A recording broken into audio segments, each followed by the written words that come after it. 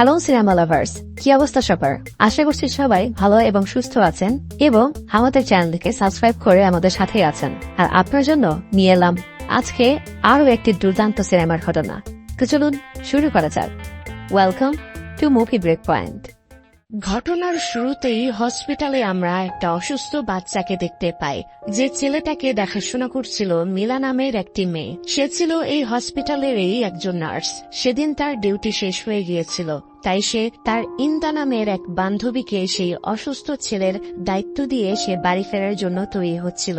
তখনই সে দেখতে পায় সেই হসপিটালের সব নার্সেরা ছুটোছুটি করে কোথাও যেন যাচ্ছে।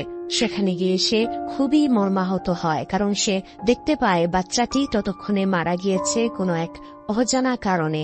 তখনই আমরা দেখতে পাই সেখানে এসেছে এই হসপিটালেরই একজন মহিলা কর্মকর্তা।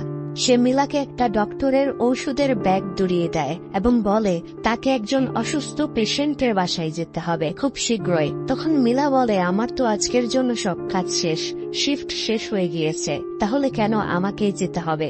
তখন সেই মহিলাটি বলে, তোমাকেই সেখান থেকে যেতে বলা হয়েছে। তখন মিলা গাড়ি করে সেই বাসার উদ্দেশ্যে রওনা দেয়। জায়গাটা অনেক দূর, এদিকে দিনের আলো ফুরিয়ে আসছে।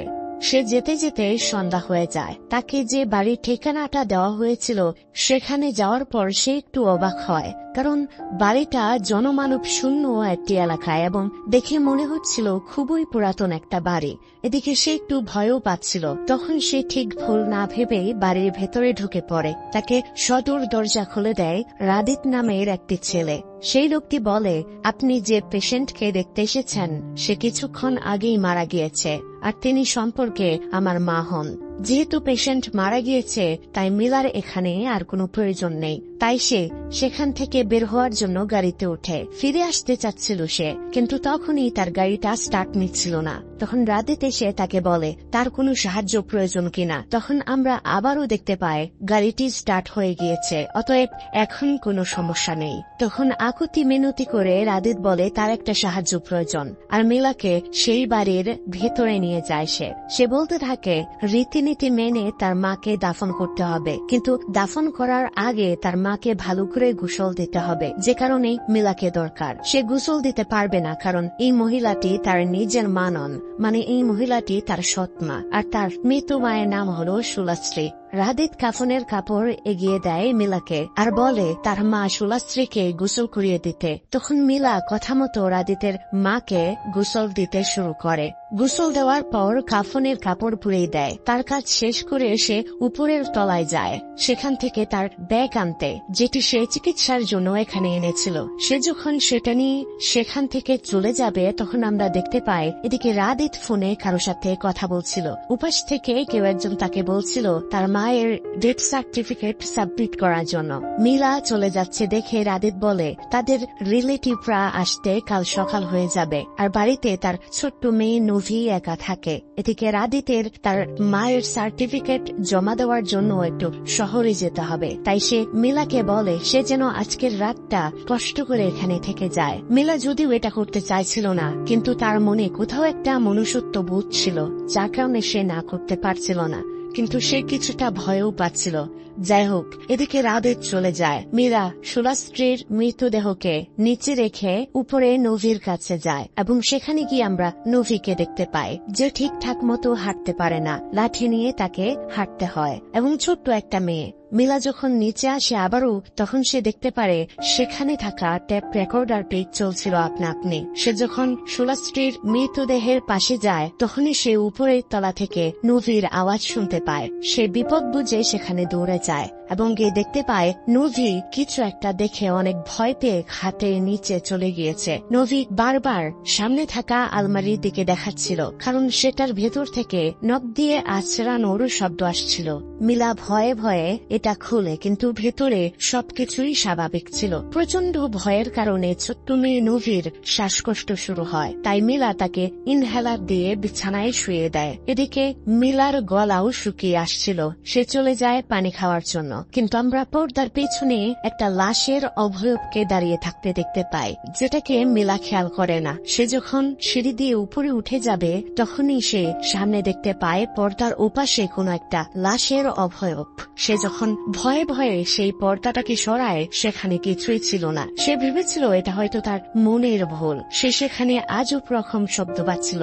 তখনই আমরা দেখতে পাই তার পেছনেই রয়েছে সেই ভয়ঙ্কর লাশের অবয়ব, যেটাকে এখনো লক্ষ্য করতে পারেনি মিলা। তবে হঠাৎ করেই তার সামনে দিয়ে একজন দৌড়ে চলে যায়। তখনই তার ঘুম ভেঙে যায়। অতএব এতক্ষণ মিলা স্বপ্ন দেখছিল, কিন্তু সে পাশে চেয়ে দেখে এখানে নভি নেই। ছোট্ট মেয়েটি কোথায় গেল? তাকে খুঁজতে মিলা সিঁড়ির দিকে আসে, কিন্তু এই কি, মিলা দেখতে পায় নভি এক দৌড়ে সিঁড়িতে নেমে চলে যাচ্ছে। কিন্তু এটা কিভাবে সম্ভব? নভি তো লাঠি ছাড়া চলতেই পারে না। তাহলে মিলা অনেক অবাক হয়ে যায়। সে নিচে নেমে আসে আর বাসার বাহিরে চলে আসে নভিকে খুঁজতে। খোঁজার সময় নভির ইউজ করা লাঠিটা তার পায়ের নিচে সে দেখতে পায়। সে যখন উপরে তাকায় সে অবাক হয়ে যায়, কারণ নভি ছাদের একদম কিনারে এসে দাঁড়িয়েছিল, যেন সে এখনই নিচে লাফিয়ে পড়বে। মিলা তখন দৌড়ে গিয়ে নভিকে সেখান থেকে নামিয়ে আনে। এদিকে তখন রাদিতে মিলাকে কল দেয় আর বলে সে বাড়ির কাছাকাছি চলে এসেছে,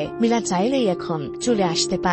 তখন মিলা রাদিতকে বলে নভিকে এখানে একা রেখে চলে আসা মোটেও ঠিক হবে না, কারণ সে কিছুক্ষণ আগেই ছাদের কিনারায় দাঁড়িয়েছিল। একটু হলেই সে ছাদ থেকে পড়ে যেত। তাই রাদিত একেবারে বাসায় ফিরলেই সে যাবে। কিন্তু রাদিত মিলাকে বলে নভির একা বাসায় থাকার অনেক অভ্যাস রয়েছে, সমস্যা নেই। এটা শুনে মিলা কিছুটা অবাক হয়। মিলা যখন নভির কাছে যায় তখন সে দেখে নভির শরীর একদম বরফের মতো ঠান্ডা হয়ে গিয়েছে। তাই সে নভিকে কফি বানিয়ে দেয় যাতে শরীরটা গরম হয়। সে জিজ্ঞেস করছিল যে এত উপরে তুমি কিভাবে উঠেছিলে, কিন্তু নভি কিছুই বলে না। তখনই আমরা শুনতে পারি কিছু অদ্ভুত আওয়াজ, যেটা আসছিল দরজার উপার থেকে। মিলা যখন ভয়ে ভয়ে সেখানে গিয়ে দরজাটা খুলবে তখনই নভি তার হাত ধরে ফেলে, দরজা খুলতে দেয় না। আর সাথে সাথে আমরা দেখতে পাই নভির হাঁপানি শুরু হয়ে গিয়েছে। মিলা তখন দূরে উপর থেকে ইনহেলার আনতে যায়। তখনই তার সামনে থাকা ছোট্ট একটা আয়নাতে সে দেখতে পায় তার পেছনেই রয়েছে কাফনে মোড়ানো একটা ভয়ঙ্কর লাশ। কিন্তু সে ভয়ে ভয়ে পেছনে চাইলেও সেখানে কিছুই ছিল না। সে যখন আবারও আয়নার দিকে তাকাবে তখনই সেটা তার সামনে চলে আসে।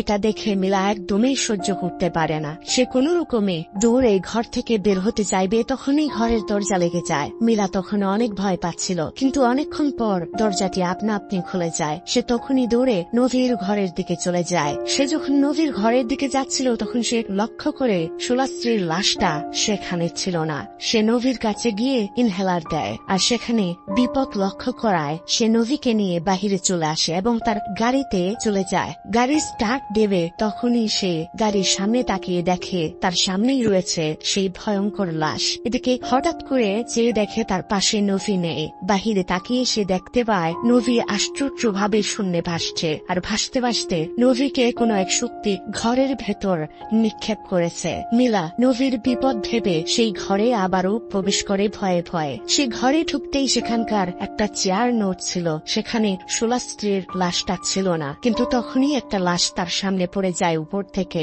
সে ভয়ে চলে যায় নভির ঘরে। সেখানে যেতেই সে লক্ষ্য করে নভি ঘরের এক কোণে বসে আছে অন্ধকারে। সেটা বলছিল আমি কোনো মানুষ নই, আমার জীবিত মানুষের শরীর চাই। এটা বলতে বলতেই নভি দেয়াল বেয়ে উঠে যাচ্ছিল। ঠিক তখনই সেটা মিলার উপরে অ্যাটাক করে দেয়। মিলা কোনো রকমে নিজেকে বাঁচিয়ে নেয়, কিন্তু সেই শয়তানটা তার শক্তি বলে মিলাকে আবারও কাবু করতে চাচ্ছিল। কিন্তু মিলা কোনো রকমে সেই রুম থেকে বের হয়ে যায় আর দরজাটা বন্ধ করে ফেলে। বন্ধুরা, আপনারা হয়তো ইতিমধ্যেই বুঝে গিয়েছেন এই ছোট্ট মেয়েটি কোনোভাবেই মানুষ নয়, কিন্তু এই মিলা গাধা মেয়েটি হয়তো এটা এখনো বুঝতে পারেনি। সে আবারও সেই দরজাটা খুলে, কিন্তু রুমের ভেতর সে নভিকে দেখতে পাচ্ছিল না। তখনই সেখানে আলমারির ভেতর থেকে নখের আচরানোর কোন একটা শব্দ ভেসে আসছিল। সে ভয়ে ভয়ে সামনে এগিয়ে যায়। সে লক্ষ্য করে নিচে একটা কাফনের কাপড়ের মতো পড়ে রয়েছে, যেটা বের হয়ে এসেছে সেই আলমারির এই ভেতর থেকে। সেটা সে ধরে টানতে শুরু করে, কিন্তু আলমারির ভেতর থেকেও যেন কেউ কাপড়টা টেনে ধরে ধরছিল, ঠিক তখনই একজোড়া ডেমনিক হাত সেই কাফনের কাপড়টি ধরে জোরে টান দেয় আর মিলাকে নিয়ে চলে যায় সেই আলমারির ভেতর। আর সেখানে মিলা লাইট জ্বালিয়ে দেখতে পায় এক ভয়ঙ্কর লাশ।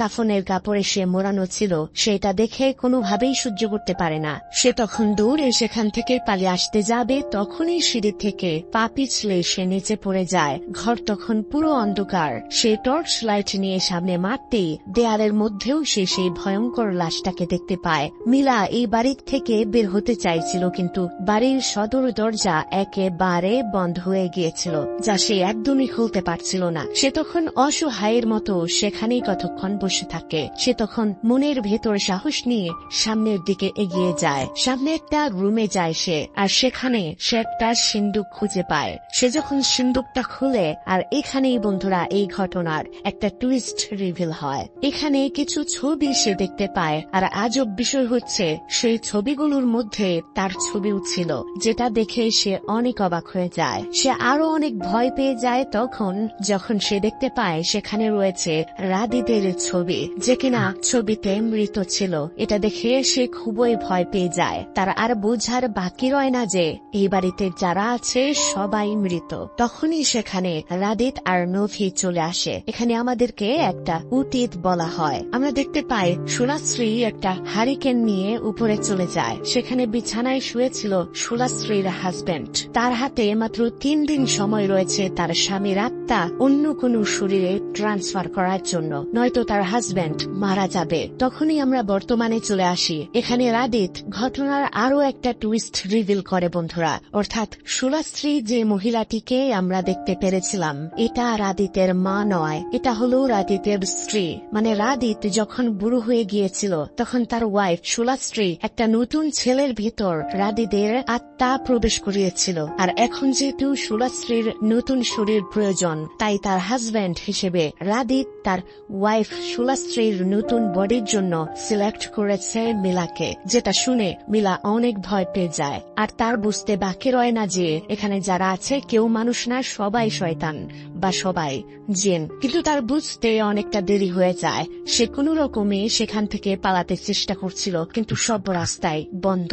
সে তখন বাড়ি থেকে বের হওয়ার জন্য উপরে জানালা দিয়ে নিচে লাফ দেয়। সে কোনো রকমে আহত অবস্থায় উঠে বাড়ির গেটের বাহিরে বের হবে, তখনই পেছন থেকে রাদিত মিলার মাথায় আঘাত করে এবং অজ্ঞান করে ফেলে। কিছুক্ষণ পর আমরা দেখতে পাই রাদিত মিলা আর সুলাশ্রীর দেহ পাশাপাশি রেখে এখানে একটা রিচুয়াল শুরু করেছে। এটা ছিল এক দেহ থেকে অন্য দেহে আত্মার ট্রান্সফার করার রিচুয়াল, অর্থাৎ রিচুয়াল করে বৃদ্ধ সুলাশ্রীর দেহ থেকে তার আত্মা মিলার দেহতে, আর মিলার আত্মা বৃদ্ধ সুলাশ্রীর দেহতে ট্রান্সফার করা হবে। এই কালো জাদু যখন সম্পূর্ণ হয়, মিলা তখন উঠে বসে, কিন্তু এই মিলার ভেতরে রয়েছে এখন সুলাশ্রীর আত্মা। এবার মিলার রূপে থাকা সুলাশ্রীর আত্মা সুলাশ্রীর ভেতরে থাকা মিলাকে সহ কবরে দাফন দিয়ে দেয়। কবরে থেকে মিলা যখন চোখ খুলে তখন তার আর কিছুই করার নেই। তখন তারা সবাই তাকে জ্যান্ত কবর দিয়ে দেয়। এরপর আমরা দেখতে পারি তারা 3 জন, যারা কেউ মানুষ নয়, যারা বেঁচে রয়েছে অন্য মানুষের দেহ নিয়ে। সেখানে নভি বলে তার এই ছোট্ট মানুষের শরীরে থাকতে ভালো লাগছে না, তার দরকার যুবতীর কোনো মেয়ের শরীর, কারণ তার বয়সটাও যে যুবতীর মতোই। আসলে বন্ধুরা, নভি হচ্ছে রাদিত আর সুলাশ্রীর মেয়ে। তখন মিলার শরীরে থাকা সুলাশ্রী বলছিল, সমস্যা নেই, তুমি পেয়ে যাবে তোমার দেহ।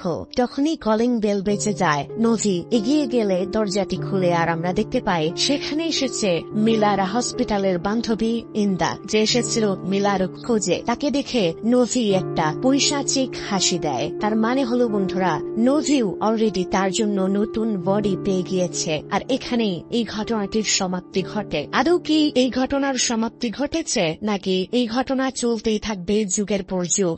ছবির কাহিনীটা ভালো লাগলে আমাদের চ্যানেলটি এখনই সাবস্ক্রাইব করুন।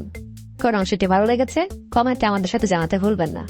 এই ধরনের আরো ছবি দেখতে আমাদের চ্যানেলটিকে সাবস্ক্রাইব করে আমাদের পাশেই থাকুন। দেখা হচ্ছে নেক্সট কোনো গল্পে। ততক্ষণ পর্যন্ত সবাই ভালো থাকবেন। আল্লাহ হাফেজ।